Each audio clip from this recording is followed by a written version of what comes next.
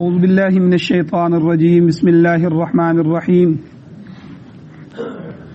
اللہم صلی علی سیدنا و مولانا محمد وعلی آل سیدنا و مولانا محمد وبارک وسلم وصلی علیہ رب اشرح لی صدری ویسر لی امری واحلل عقدۃ من لسانی یفقہوا قولی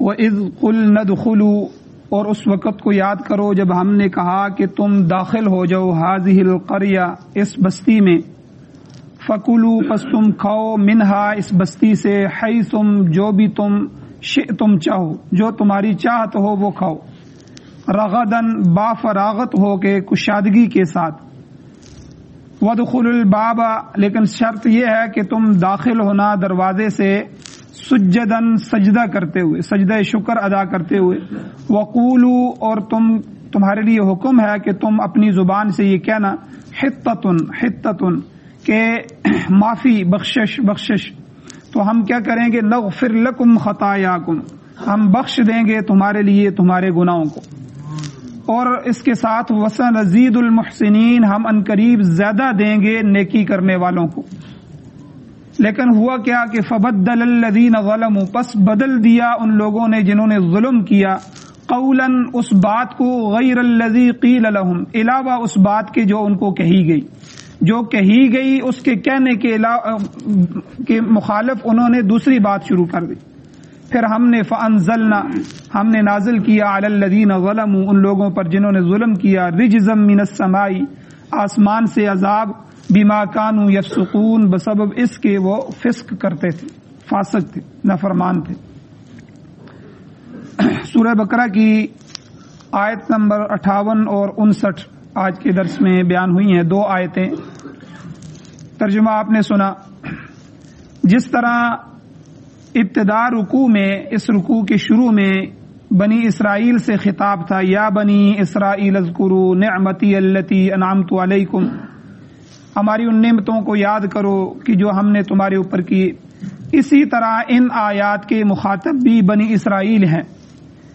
جہاں اس قوم پر اللہ تعالیٰ کے انعامات کا تذکرہ ہو رہا ہے اس کے ساتھ ساتھ بنی اسرائیل کا جو تمرد تھا سرکشی تھی نافرمانی تھی گستاخیاں تھیں بے ادبیاں تھیں نافرمانیاں یہ ان کا حال بھی اللہ یہاں بیان فرما رہے ہیں. ان کے انعامات میں سے فرعون سے غلامی کا انعام آزادی کا انعام تورات کتاب کا انعام من و سلوہ کا انعام اور کتنے انعامات اللہ نے پیچھے بیان فرمائے ہیں. پھر ان کی نافرمانی کا ذکر بھی ہوا کہ انہوں نے بے ادبی کی جس پر انہیں سزا ملی. اس کے بعد موسیٰ علیہ السلام نے اللہ سے دعائیں فرمائیں پھر اللہ نے ان کو معاف فرمایا. پھر موسیٰ علیہ السلام نے فرمایا کہ تم جہاد کی تیاری کرو اللہ تعالیٰ تمہیں شام اور فلسطین کا وہ علاقہ دلائیں گے جو تمہارے آباء و اجداد کا مسکن ہے. مگر بنی اسرائیل نے انکار کر دیا. یہ بھی گستاخی ہوئی. کہنے لگے کہ وہاں بڑے سخت قسم کے لوگ ہیں قوم عمالقہ ہے بڑے جنگجو لوگ ہیں ہم ان کا مقابلہ نہیں کر سکتے. البتہ اگر وہ خود بخود اس بستی سے نکل جائیں تو ہم وہاں جانے کے لیے تیار ہیں. اس کی مکمل تفصیلات اس واقعے کی سورہ مائدہ کے اندر ہیں. وہ وہاں انشاءاللہ اپنی اپنی جگہ پر جو واقعات آتے ہیں ان کی تفصیل وہاں بیان ہوتی ہے. اشارتاً یہاں میں بات بیان کر رہا ہوں کہ انہوں نے انکار کر دیا. تو تاہم کچھ واقعہ یہ آگے سورہ بقرہ میں بھی آ رہا ہے. ان کی نافرمانی کا نتیجہ یہ ہوا کہ پھر اللہ نے ان پر عذاب لایا کہ بنی اسرائیل 40 سال تک تیہ کے میدان میں بیابان رہے سرگردان رہے پھرتے رہے گھومتے رہے. 40 سال اللہ نے اس وادی میں اس صحرا میں وادی تیہ میں اللہ نے ان کو بند کر دیا. یہ تو پچھلی نافرمانیاں اور ان پر عذاب. ان آیتوں کے اندر ایک اور نافرمانی اور اس پر اللہ نے جو عذاب نازل کیا اس کا اللہ جل شانہ ان کی سرکشی کا حال بیان کر کے دوسرے لوگوں کو اور ہم لوگوں کو متنبہ کر رہے ہیں کہ سرکشی کا نتیجہ ہمیشہ برا ہوتا ہے. جو اللہ کا نہیں ہے تو اللہ اس کے نہیں ہے یہ بات کنفرم ہے. جو اللہ کی ذات کی عزت نہیں کرتا اللہ کی ذات کی طرف توجہ نہیں کرتا تو اللہ بھی اس کی طرف دھیان نہیں کرتے. فاذکرونی اذکرکم قرآن میں اللہ نے ضابطہ بیان تم میرا ذکر کرو میں تمہیں یاد کروں. بلکہ حدیث میں اللہ کے نبی نے کیا فرمایا حدیث قدسی اللہ فرماتے ہیں تم مجھے دنیا کی مجلس میں یاد کرو، میں تمہیں اس سے بہتر مجلس جو فرشتوں کی ہے اس میں تمہارا تذکرہ کروں۔ دیکھو یہ میرا بندہ ہے، دیکھو یہ میری عبادت کر رہا ہے۔ جب اللہ تذکرہ کر دیں تو اس کے کیا حال ہے۔ تو اس لیے اللہ کا باغی نہیں ہونا چاہیے، کسی حال میں بھی اللہ کی ذات کے ساتھ جو ہے تعلق نہیں ٹوٹنا چاہیے بندے۔ یہ جو 5 وقت کی نماز ہے یہ سب سے زیادہ اور سب سے گہرا تعلق ہے جو بندے اور اللہ کے درمیان ہوتا ہے۔ جو نمازی نہیں ہے، اسی لیے حضور علیہ السلام نے سخت حدیثیں ارشاد فرمائی۔ یہ تو امام ابو حنیفہ رحمۃ اللہ علیہ نے اس میں تھوڑی سی گنجائش پیدا کر دی، ورنہ بے نمازی تو کفر کی حد تک حضور نے فرمایا کہ جس نے من ترک الصلاۃ متعمدا فقد کفر، کہ جس نے جان بوجھ کر نماز چھوڑ دی اس نے کفر کیا۔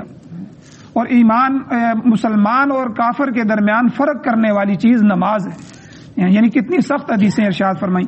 تو باقی تینوں ائمہ جو ہیں، امام شافعی، امام مالک، امام احمد بن حنبل رحمہم اللہ تعالی، یہ سارے کہتے ہیں کہ جو آدمی بے نمازی ہو اس کو قتل کیا جائے، اسلامی حکومت ہو اس کو قتل کیا جائے کہ وہ اللہ کا باغی ہے۔ امام صاحب فرماتے ہیں کہ اس کو قتل نہ کیا جائے کیونکہ آخر گناہ کبیرہ ہے، گناہ کبیرہ ہے ان میں سے سب سے سخت ترین گناہ ہے۔ اس کی سزا یہ ہے کہ یہ عملی کفر کر رہا ہے، یعنی کافروں والا عمل کر رہا ہے کہ کافر بھی بے نمازی ہیں تو یہ بھی بے نمازی ہے، کافر بھی اللہ کے سامنے سجدہ نہیں کرتا، اللہ کو نہیں مانتا تو یہ بھی سجدہ نہیں کر رہا۔ تو اس کی سزا یہ ہے کہ اس کو قید کیا جائے، اس وقت تک قید کیا جائے جب تک یہ توبہ نہ کر لے اور نماز کا عادی نہ بن جائے۔ یعنی کتنا سخت عمل ہے، آپ اندازہ لگائیں۔ تو یہ اللہ کا تعلق ہے، جس سے اللہ کا تعلق ٹوٹ گیا اس کے ساتھ اللہ کی ذات کا تعاون ٹوٹ گیا، اللہ کی رحمت اس سے دور ہو گئی، یا پھر وہ دنیا کے معاملے میں بھی ذلیل ہوگا اور اپنے گھروں کے معاملات کے اندر بھی ذلیل ہوگا کیونکہ اللہ کی ذات کا تعاون اس کے ساتھ نہیں۔ تو بہرحال یہاں اس واقعے سے اللہ نے یہ بتا دیا کہ جو آدمی سرکشی کرے گا، اللہ کے حکم کو نہیں مانے گا تو اللہ کی گرفت بھی آئے گی۔ مفسرین اکرام فرماتے ہیں کہ بنی اسرائیل کو من و سلوہ کھاتے ہوئے کئی سال گزر گئے۔ بعض روایات میں 18 سال کا تذکرہ بھی آتا ہے کہ جب اتنا عرصہ گزر گیا تو انہوں نے پھر دوسری چیزوں کا مطالبہ شروع کر دیا، جس کا اگلے رکوع میں تذکرہ آ رہا ہے کہ ہم ایک ہی کھانا کھا کھا کر تنگ آ گئے ہیں، ہمیں من سلوہ کی بجائے سبزیاں ہوں، دالیں ہوں، وہ قصائیہ و فومیہ و عدسیہ و بصلی، آگے تذکرہ آئے گا اگلے رکوع میں کہ پیاز ہو، تھوم ہو، یہ چیزیں ہوں، ہم ایک کھانا کھا کھا کر تنگ آ گئے۔ یعنی اب انہوں نے گویا کہ اس سے نافرمانی کی، سرکشی کی، جو اللہ نے بن مانگے اور بغیر کسی محنت اور مشقت کے تازہ کھانا جو ان کو دیا تھا اس کی نافرمانی کی۔ اس کے جواب میں اللہ نے فرمایا اچھا اگر تم ایسا ہی چاہتے ہو، نئے کھانے، نئے سبزیاں اور دالیں اور یہ چاہتے ہو تو پھر اس بستی میں داخل ہو جاؤ، وہاں یہ چیزیں تمہیں میسر آئیں گی۔ اب وہ کون سی بستی تھی جس میں بنی اسرائیل کو داخلے کا حکم ہوا، اس کے متعلق مفسرین کی مختلف آراء ہیں۔ بعض مفسرین اسے بیت المقدس کی طرف منسوب کرتے ہیں کہ ان کو حکم ہوا بیت المقدس کی جو بستی ہے اس میں داخل ہو، مگر یہ درست نہیں ہے۔ زیادہ قرین قیاس یہ ہے کہ وہ اریحہ نامی بستی ہے، یہ بھی تفسیر میں بیان کرتے ہیں حضرات۔ تو اللہ تعالیٰ نے فرمایا بہرحال جو بھی بستی ہو، یہاں اللہ نے اس کی وضاحت نہیں فرمائی، تو اس بستی کے لوگوں سے اللہ نے حکم دیا جہاد کرو۔ اب جب تم جہاد کرو گے تو میرا وعدہ ہے کہ میں تو اللہ تمہیں ان پر غلبہ دوں گا۔ اب اس معاملے میں بھی اختلاف پایا جاتا ہے کہ مذکورہ بستی جو ہے اس میں داخلہ حضرت موسیٰ علیہ السلام کی زندگی میں یہ واقعہ ہوا یا ان کے بعد ہوا۔ تاہم بات صحیح یہی ہے کہ وہ بستی موسیٰ علیہ السلام کے وفات کے بعد فتح ہوئی، فتح وہ بعد میں ہی ہوئی۔ حضرت یوشع علیہ السلام جو حضرت موسیٰ علیہ السلام کے بعد جن کو نبوت ملی بنی اسرائیل کی، ان کی نئی نسل آ چکی تھی، انہوں نے جہاد کیا تو اللہ نے انہیں شام اور فلسطین پر غلبہ دیا، تو یہ ساری بستیاں ان کے زمانے میں فتح ہوئیں۔ تو بہرحال اللہ تعالیٰ نے فرمایا کہ من و سلوہ کی بجائے دوسری خوراک جو تم طلب کر رہے ہو تو اس اریحہ نامی بستی میں تم داخل ہو جاؤ، وہاں تمہیں تمہاری یہ تمام مطلوبہ چیزیں جو ہے وہ تمہیں میسر آئیں گی، یہ جو تم مانگ رہے ہو وہ چیزیں ملیں گی۔ تو فرمایا وَإِذْ قُلْنَا ادْخُلُوا، اس وقت کو یاد کرو جب ہم نے کہا کہ ادخلوا هذه القرية، اس بستی میں تم داخل ہو جاؤ، فَكُلُوا مِنْهَا، تم کھاؤ اس بستی سے، حیث شئتم، جو بھی تم چاہو، رغداً، خوب سیر ہو کر وسعت کے ساتھ کشادگی کے ساتھ، کوئی اس معاملے میں تمہارے لیے روک ٹوک نہیں ہوگی، ٹھیک ہے. لیکن ایک بات ہے تمہیں یاد رکھنا ہوگا، تمہارے لیے کچھ شرطیں ہیں کہ وَادْخُلُوا الْبَابَ سُجَّدًا، جب بستی کے دروازے سے تم نے داخل ہونا ہے تو تم نے سجدہ کرتے ہوئے داخل ہونا، یہ اللہ نے حکم دے دیا. تو یہ سجدہ شکر ہے، اس سے مراد سجدہ شکر ہے کہ مقصد یہ ہے کہ اللہ تعالیٰ نے تمہیں فتح عطا کی ہے، اس بستی کا قبضہ دلایا ہے، تو اب اس کے بدلے میں غرور اور تکبر نہیں کرنا، بلکہ عاجزی اور انکساری کرتے ہوئے سجدہ شکر ادا کرتے ہوئے تم نے داخل ہونا ہے. اور ایسا کرنا انبیاء علیہ السلام کا فعل بھی ہے، عمل ہے، اور اللہ تعالیٰ کے نیک بندوں کا، ایمان والوں کا شیوا بھی ہے. حدیث شریف میں آتا ہے کہ جب مکہ فتح ہوا، حضور علیہ الصلوۃ والسلام جس مکہ سے، جس گھر سے ان کو حضور کو نکالا گیا، ہجرت میں مجبور کیا گیا، صحابہ کو مجبور کیا گیا، تو جن لوگوں نے حضور علیہ الصلوۃ والسلام کو بے چین کیے رکھا اور کتنی کتنی تکلیفیں دیں اور سخت گستاخیاں بے ادبیاں کی، اور حضور مجبور ہو گئے کہ بیت اللہ کو چھوڑ کر، مکہ کو چھوڑ کر مدینہ ہجرت کر گئے تو اللہ کے حکم سے. تو اب جب 10 سال کے بعد، ٹھیک ہے، پھر اس دوران 6 ہجری میں حضور عمرہ کرنے کے لیے آئے تو عمرہ بھی نہیں کرنے دیا گیا، صلح حدیبیہ ہوئی، وہاں سے روک دیا گیا. اتنے بدبخت لوگ. تو بہرحال جب حضور علیہ السلام مکہ فتح کر کے مکہ کے اندر داخل ہوئے تو روایات کے اندر آتا ہے حضور اونٹنی پر سوار تھے، اور داخلے کے وقت آپ کا سر اونٹنی کی کوہان کو لگ رہا تھا، جھکے ہوئے تھے. عاجزی کے ساتھ، اکڑ کے ساتھ داخل نہیں ہوئے، بلکہ انتہائی عاجزی کے ساتھ اللہ تعالیٰ کا شکر ادا کرتے ہوئے داخل ہوئے. اور جب حضور وہاں پہنچ گئے تو آپ علیہ الصلوۃ والسلام نیچے اترے اور بیت اللہ کی چابیاں منگوائیں اور بیت اللہ کو کھلوایا گیا. حضور نے غسل فرمایا اور غسل فرمانے کے بعد بیت اللہ کے اندر داخل ہوئے، 8 رکعت نماز ادا فرمائی. تو یہ چاشت کا وقت تھا، بعض حضرات کہتے ہیں یہ چاشت کی نماز تھی، بعض حضرات کہتے ہیں یہ چاشت کے ساتھ ساتھ شکرانے کی نماز تھی. تو بہرحال حضور علیہ الصلوۃ والسلام نے یہ نماز ادا فرمائی. اور اسی طرح حضرت سعد بن ابی وقاص رضی اللہ تعالیٰ عنہ نے جب ایران فتح فرمایا، اس کا جو تخت تھا، پایا تخت دارالحکومت مدائن بڑا شہر تھا، تو جب اس کو فتح کیا تو آپ نے اس قلعے میں جا کر 8 رکعت نماز ادا فرمائی. تو یہ اللہ تعالیٰ کے حضور سجدہ شکر تھا جو فتح و کامیابی پر پیش کیا گیا. چنانچہ بنی اسرائیل کو بھی یہی حکم ہوا کہ جب فتح حاصل ہو جائے اور اس بستی میں داخل ہونے لگو تو نخوت اور تکبر کی بجائے عاجزی دکھاتے ہوئے اور سجدہ شکر بجا لاتے ہوئے داخل ہونا، کیونکہ یہ آسمانی تعلیمات کا ایک اہم اصول بھی ہے. مارکہ بدر میں، بدر کے اندر جب حضور علیہ الصلوۃ والسلام کے سامنے بڑے بڑے کفار کی گردنیں پڑی ہوئی تھی، بڑے بڑے سردار مارے گئے، اللہ نے فتح دی، تو اہل ایمان نے، سارے مسلمانوں نے شکرانے کے 2 نفل پڑھے. تو اس بات پر اللہ رب العزت کا شکر ادا کیا کہ اللہ نے اہل ایمان کو ظالموں سے نجات دی اور اللہ نے فتح عطا فرمائی.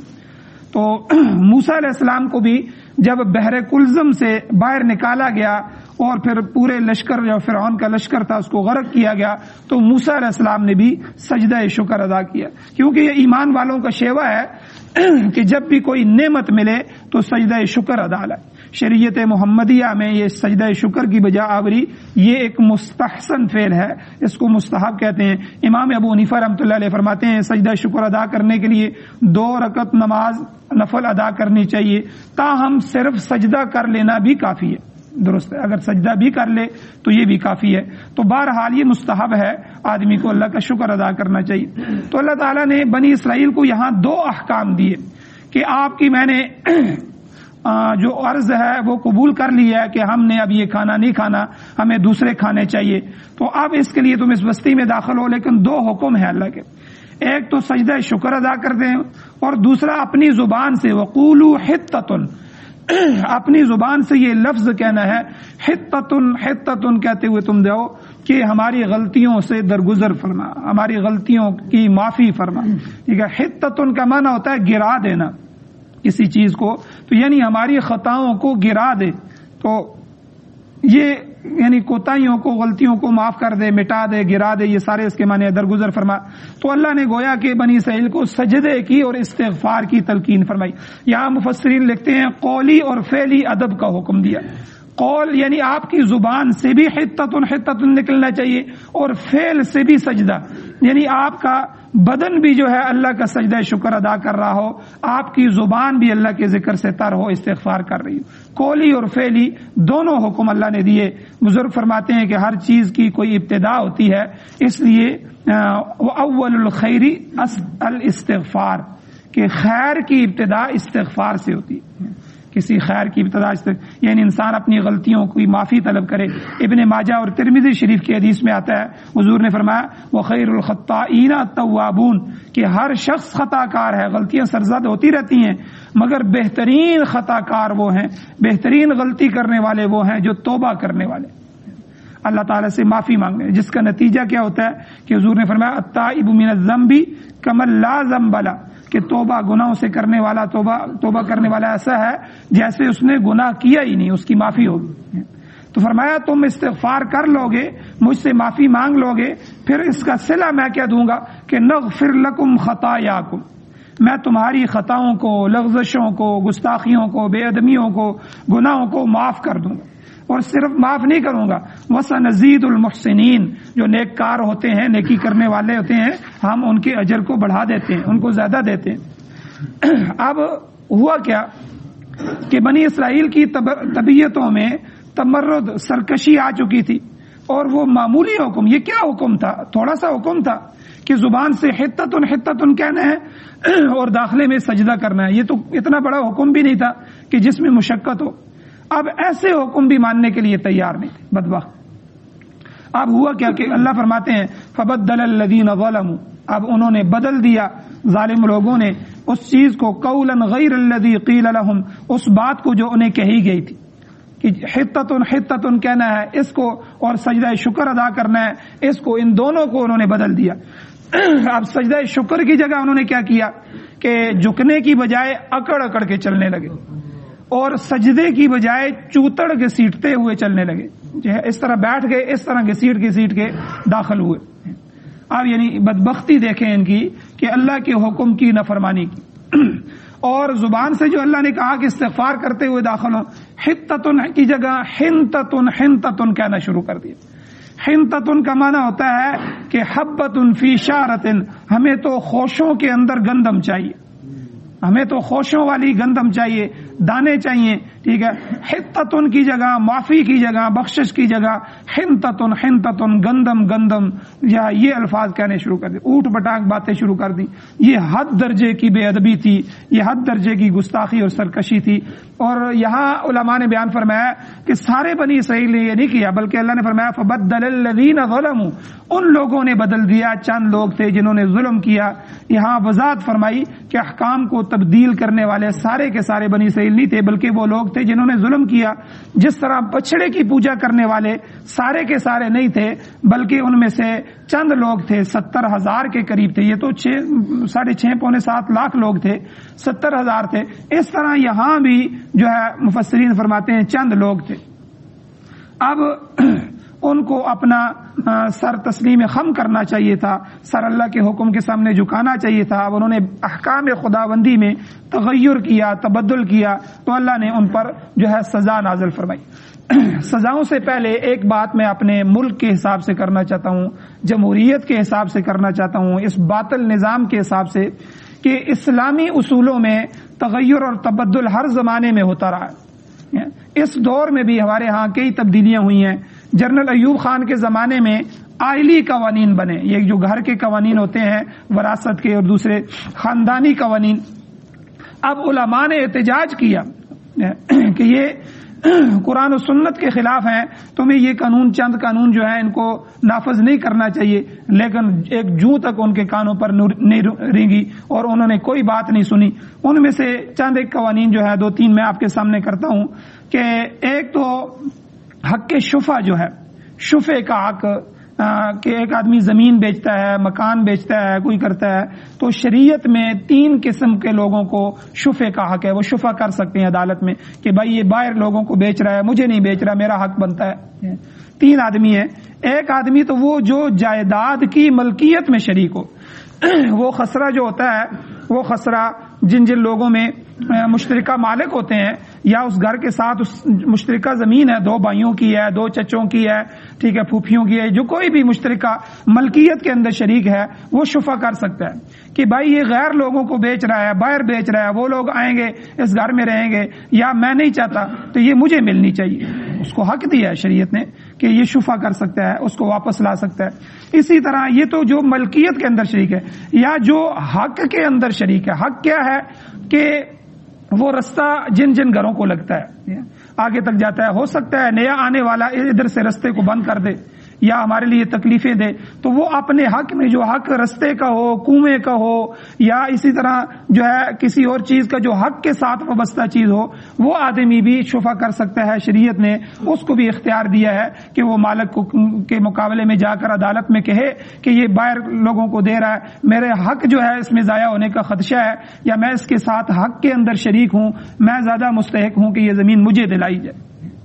اور تیسرے نمبر پر پڑوسی جو ہے ہمارے ہاں، جو پڑوس والا ہے، وہ چاہے خاندان والا نہ ہو، ملکیت میں شریک بھی نہ ہو، حق میں شریک بھی نہ ہو، لیکن پڑوسی ہے تو پڑوسی ہونے کے ناطے سے بھی کہ وہ حق کی شفع رکھتا ہے. یہ 3 آدمی جو ہے شفع کا حق رکھتے ہیں.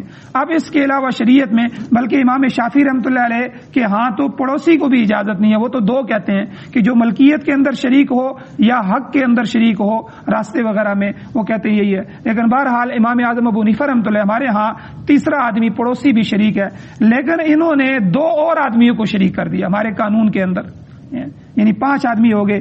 ایک تو وہ کہ جو مزارع ہیں، جو ہماری زمینیں کر رہے ہیں، اب مزارع جو ہے اب زمین بیچیں گے تو مزارع کو بھی شفع کہا کہ دیکھیں جی میں نے کتنے عرصے سے ان کی زمین کر رہا ہوں، کھیتی کر رہا ہوں، اب یہ بیچ رہے ہیں، یہ مجھے بیچیں. حکومت پاکستان نے یہ چونکہ اللہ کے حکم کے اندر مداخلت ہے.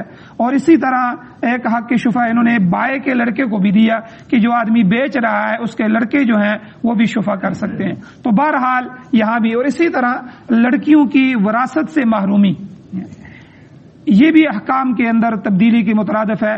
اللہ تعالیٰ نے جس طرح لڑکوں کا حق بنایا ہے، لڑکیوں کو بھی حق بنایا ہے، دونوں کو وراثت میں شریک کیا ہے. ہمارے ہاں اس میں بھی رد و بدل ہو رہا ہے. لڑکیوں کی وراثت کے اکثر لوگ قائل ہی نہیں، ان کو کیا دینا. اچھا، ہم انگریز کو بے عزت کرتے رہتے ہیں. اس معاملے میں جب انگریز آیا تو خود اس نے لوگوں سے پوچھا کہ تم اپنے معاملات کو شریعت سے نپٹانا چاہتے ہو یا رواج کے مطابق حل کرنا چاہتے ہو؟ بتاؤ، ہم تمہارے لیے وہ قانون بنائیں گے. یہ ہماری تاریخ میں لکھا ہوا ہے. یہ تو ہم بدبخت تھے، بعض لوگوں کے، بعض ضلعوں کے لوگوں نے کہا کہ نہیں جی نہیں، ہمیں رواج کے مطابق قانون چاہیے. انہیں پتا تھا کہ شریعت کے مطابق آئے گا تو پھر ہمارے لڑکوں کے ساتھ لڑکیوں کو بھی ملے گا. بھائی وہ لڑکے جو ہوتے ہیں، جو لڑکیاں ہوتی ہیں، وہ دوسرے خاندانوں میں اگر چلے جاتے ہیں تو ان کے بچے آپ کے جو ہے بھانجے نہیں لگتے، آپ کا خون ہے نا. کیا آپ چاہتے ہیں کہ وہ جو بہن ہے آپ کی، اس کی اولادیں جو ہے وہ اسی طرح لوگوں کے دروازوں پہ جاتی رہیں؟ جس طرح آپ اپنے بچوں کے لیے فخر پسند نہیں کرتے، ٹھیک ہے، اپنے بھائیوں کے بچوں کے لیے، اسی طرح اپنے بہنوں کی اولادوں کے لیے بھی وسعت پیدا کریں. جو اللہ نے حق دیا ہے ان کو، ان کا حق ان کو دیں. لیکن ہم نے خود کہا، انہوں نے جو بڑے بڑے مالک تھے، بڑے بڑے زمیندار تھے، انہوں نے کہا نہیں جی نہیں، ہمیں اپنے رواج کے مطابق جو ہے چاہیے، جو رواج چل رہا ہے اسی کو قانون بنائے. پھر انگریز نے اسی کو قانون بنا دیا. تو اسی طرح جو ہے کئی لوگوں نے اور قانونوں کے اندر مداخلت کی ہے. تو بہرحال ہمارے یہاں بھی یہ قانون جمہوریت کے ذریعے جو ہے بہت سے قانون ایسے ہیں جو ہم نے شریعت کے جو ہے اندر رد و بدل کر کے، بلکہ شریعت کے مخالفت میں بھی کئی قانون ہم نے بنائے. تو بہرحال اللہ تعالیٰ اور رسول کے احکام میں رد و بدل کرنا یہ بہت بری چیز ہے اور قابل عذاب ہے. تو بعض بنی اسرائیل جو ظلم انہوں نے کیا، فانزل الذین ظلموا، اللہ نے کہا کہ جب انہوں نے یہ دونوں بدل دیے، سجدہ شکر کی جگہ چوتڑ گھسیٹتے ہوئے جا رہے تھے اور گھسٹ گھسٹ کے اکڑ اکڑ کے جو ہے وہ شہر میں داخل ہو رہے تھے، اور جو ہم نے حتتن حتتن کہا کہ زبان سے آپ ہم سے استغفار کریں، اللہ سے معافی مانگے، اللہ بخشش فرما بخشش فرما، تو ان کی جگہ وہ حنتتن حنتتن گندم گندم کر کے جا رہے تھے.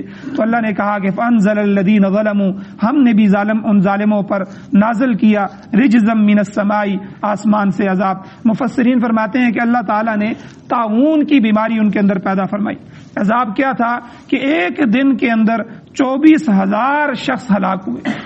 24,000. اور 3-4 دنوں کے اندر وہ سارے کے سارے لوگ جنہوں نے یہ کام کیے تھے وہ اپنے انجام کو پہنچے. یہاں بھی مفسرین فرماتے ہیں قریب 70,000 آدمی ایسے تھے جنہوں نے یہ بدبختی کی تھی. تو اللہ آگے فرماتے ہیں یہ ہم نے عذاب ویسے نہیں فرمایا بما کانوا یفسقون، یہ فاسق تھے، نافرمان تھے، انہوں نے ہماری نافرمانی کی اور اس کی وجہ سے یہ مرتکب ہوئے اور نافرمانی کے، تو ہم نے ان پر عذاب نازل کیا اور ان کی جان لی اور ان کو تباہ و برباد کیا.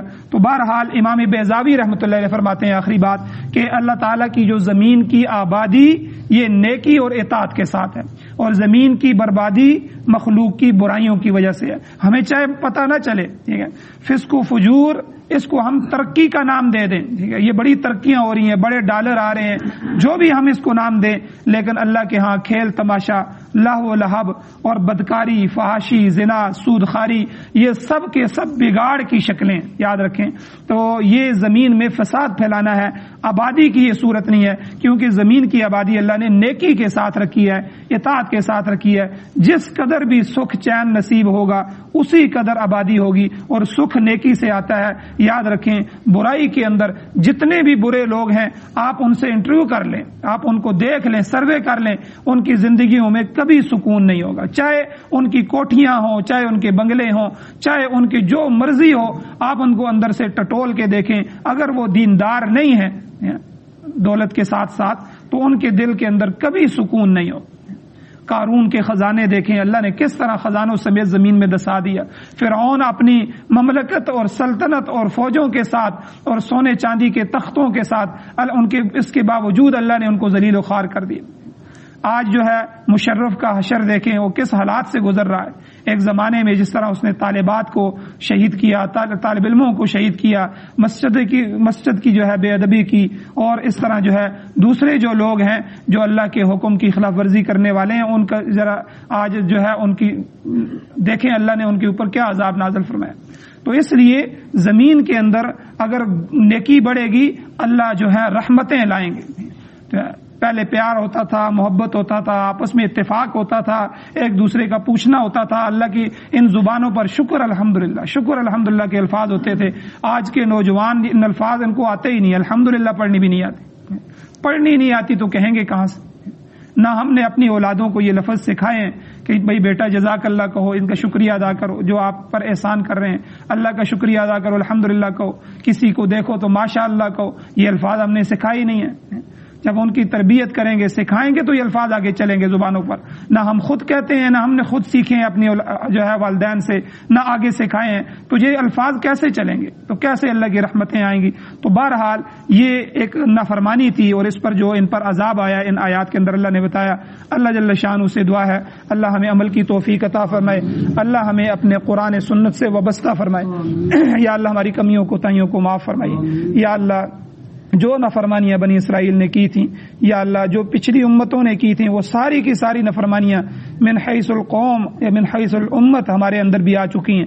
یا اللہ یہ تو حضور کی دعا ہے کہ جس کی وجہ سے آپ نے ہم کو ہلاک نہیں کیا، ورنہ شعیب علیہ السلام کی قوم کو آپ نے کم تولنے ناپنے سے، اور ہمارے اندر تو فراڈ بھی چل رہا ہے، دھوکہ بھی چل رہا ہے، ملاوٹ بھی چل رہی ہے، ناپ تول میں کمی بھی چل رہی ہے. یا اللہ جن جن قوموں کی وجہ کو آپ نے ہلاک کیا وہ ساری بیماریاں ہمارے اندر موجود ہیں. یا اللہ ہمیں معاف فرمائیے، درگزر فرمائیے، حضور علیہ السلام کے وسیلے صدقے سے ہمیں معاف فرمائیے. یا اللہ قرآن و سنت کی بہاریں نصیب فرمائیے. یا اللہ امارت اسلامیہ شریعہ نصیب فرمائیے. یا اللہ خلافت اسلامیہ نصیب فرمائیے. یا اللہ یہ جو غیروں کے نظام ہیں ان سے ہمیں محفوظ فرمائیے، ووٹیں ڈالنے سے ہمیں محفوظ فرمائیے. یا اللہ اس نظام کا حصہ بننے سے ہمیں محفوظ فرمائیے. یا اللہ اپنا اور اپنے حبیب کا نظام ہمیں نصیب فرمائیے. یا اللہ جب تک زندگی ہو عزت والی، وقار والی، ایمان والی، نیک لوگوں کے ساتھ تعلق والی، قرآن سے وابستہ والی زندگی نصیب فرمائیے. یا اللہ جب بھی موت آئے تو سعادت والی، شہادت والی موت نصیب فرمائیے، خاتمہ ایمان پر فرمائیے. صلی اللہ تعالی علی خیر خلقہ محمد وآلہ وصحبہ اجمعین برحمتک یا ارحم الراحمین.